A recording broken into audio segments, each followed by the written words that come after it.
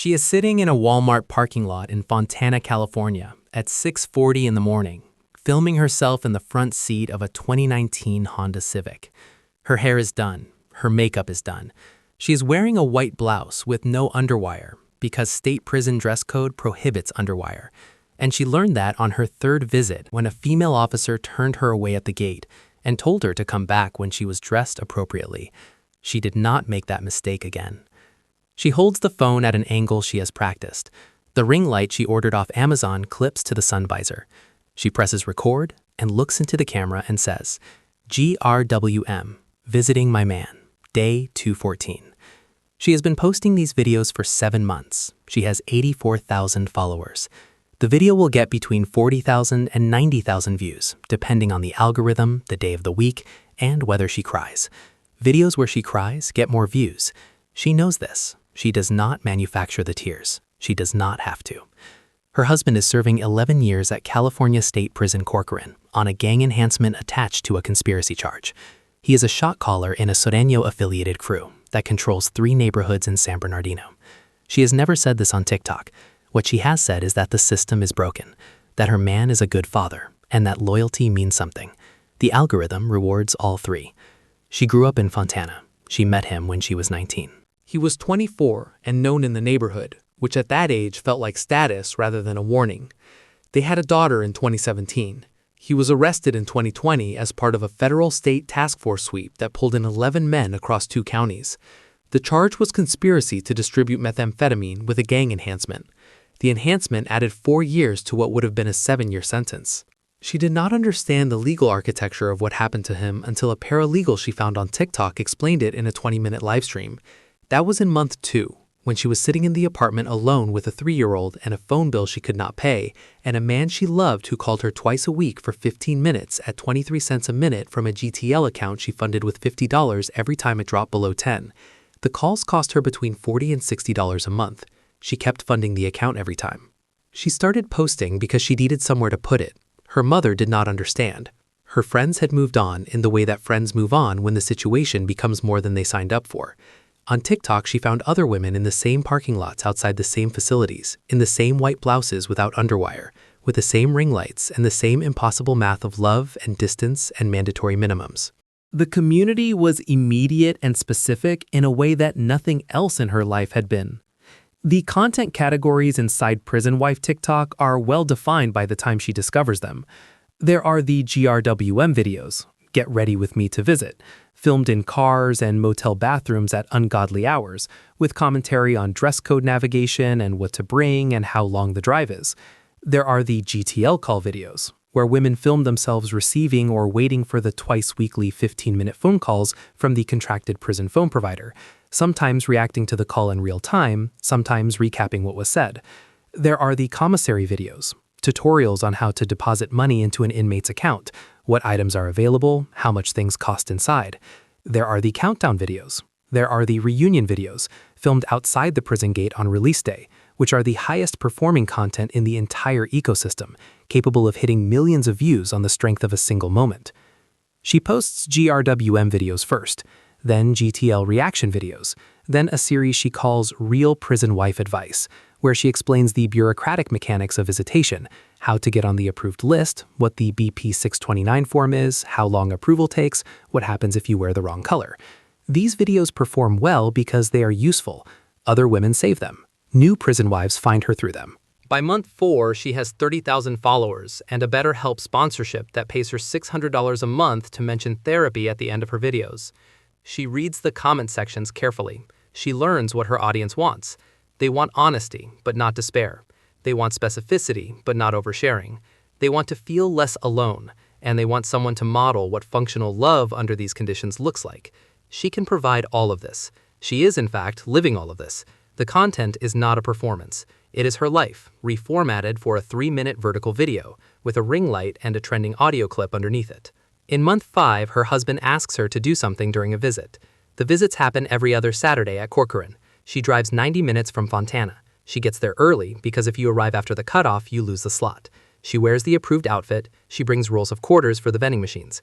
They sit across a table in a room with 40 other couples and families, and they eat vending machine burritos and talk about their daughter and talk about the case and talk about how much longer. On this visit, he asks her to pass a message to a man she knows by a first name. The message is not written down. It is a sentence, 11 words, about a time and a name. He tells her to say it exactly. He tells her it is important for his protection inside. He tells her not to ask about it. She repeats it back to him to make sure she has it right. She drives to the address he gave her 2 days later. She says the message to a man at the door who does not look at her when he listens. He nods and closes the door. She drives home and does not think about it for the rest of the day, which is its own kind of answer about where she already is. She posts a GRWM that afternoon from the Corcoran parking lot. The video gets 62,000 views.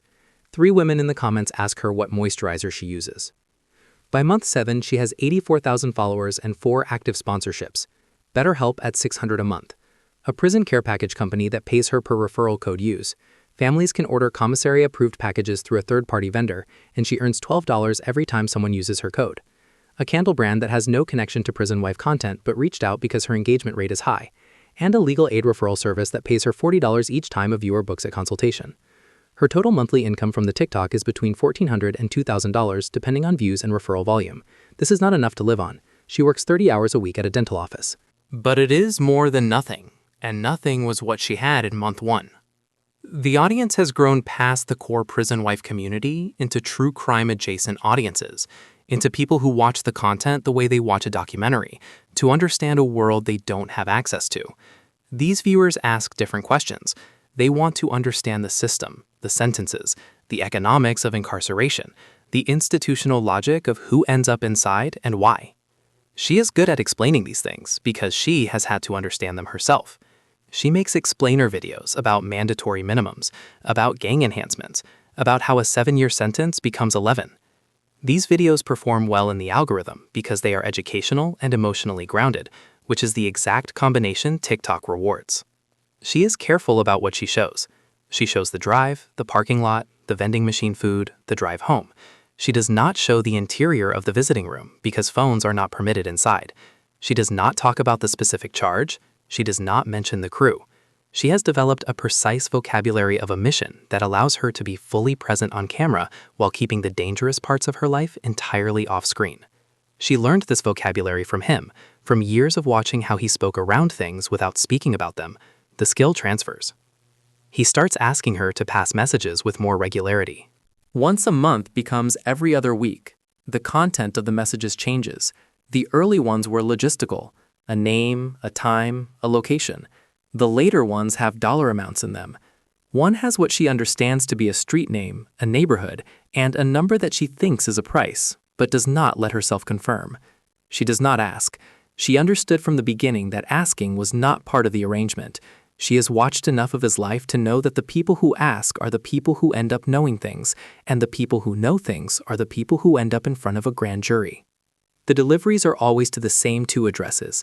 One is a house in San Bernardino she has been to before. One is an apartment in Colton she had not seen before month 9. The men at both doors receive her the same way, without eye contact, with a nod, with a door that closes before she can say anything else. She posts content the whole time. She posts from the parking lot at Corcoran. She posts from her car outside the dental office. She posts the BetterHelp sponsor read with the same cadence she has practiced, a brief acknowledgement that mental health support matters, a code, a link in bio. 90,000 people see her face that week. The comments are warm. A woman in Georgia says her prison wife content got her through the hardest year of her life. A woman in Texas says she feels less alone because of her. She reads these comments in the parking lot of the San Bernardino address after delivering the message. She reads them before she drives away. She understands the shape of what is happening. Her TikTok is visible. Her face is attached to her name, her city, her car, her routine. 90,000 people know she drives to Corcoran every other Saturday. They know her daughter's first name because she mentioned it once in a video and it showed up in the comments and she did not correct it. They know her sponsorship codes and her morning routine and the specific white blouse she wears to visits. The account is a portrait of her life rendered in 3-minute increments. The organization knows this too. This, she gradually understands, part of why she is useful. The phone calls from inside are monitored and recorded by the GTL contractor and available to law enforcement with a subpoena. The visiting room is surveilled. But a woman driving from Fontana to San Bernardino to say 11 words at a door, there is no surveillance architecture built for that. She is not a known associate.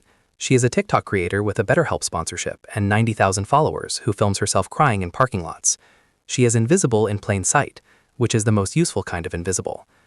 She cannot stop delivering the messages because she does not know exactly what the messages are for, and not knowing is its own kind of complicity. She cannot stop posting because the income is real and the community is real, and she does not know how to be the version of herself that existed before the ring light and the followers and the women in the comments who say she makes them feel less alone. She cannot leave him because she has spent 3 years building a life oriented entirely around his absence, and leaving would mean that the 3 years were in the wrong direction. She is not trapped in a way that anyone would recognize from the outside. She has a car and a job and 90,000 followers and a daughter who sleeps in the next room. From the outside, she looks like a woman who made a hard choice and is living with it with grace. From the inside, she knows the exact 11 words she is delivering to a house in San Bernardino, and she knows they are not about his protection, and she knows she has already said them 7 times. The federal investigation that opens in month 14 does not begin with her. It begins with the man at the San Bernardino address, who is picked up on a separate charge and whose phone contains records of communications that point outward in multiple directions. Her name surfaces 4 months later. By then, she has 140,000 followers. She has just signed a new sponsorship with a prison care advocacy nonprofit that pays her $800 a month to post about sentencing reform. She is 3 days from posting a video she has been planning for a week, a sit-down explainer about gang enhancements and how they work, which she has spent 2 evenings scripting because she wants to get the legal details right. The video has a good hook. She knows this audience. The federal agent who calls her is polite. She has 30 minutes of conversation in her car in the dental office parking lot before she calls the only attorney whose number she has, which is the number from the legal aid referral service that pays her $40 per consultation. She does not post that day. She does not post the following week. The absence is noticed immediately. The comments fill with questions. People who have been following her for a year ask if she is okay. 3 separate prison wife TikTokers make videos checking in on her, tagging her account, addressing her directly into the camera with the specific warmth of a community that has decided she is one of them. Her account has 140,000 followers and has not been updated in 11 days. The ring light is still clipped to the sun visor. The white blouse is still on the hanger. The drive to Corcoran is 90 minutes each way. The next visiting window is in 4 days, and she does not know whether she will be allowed to go.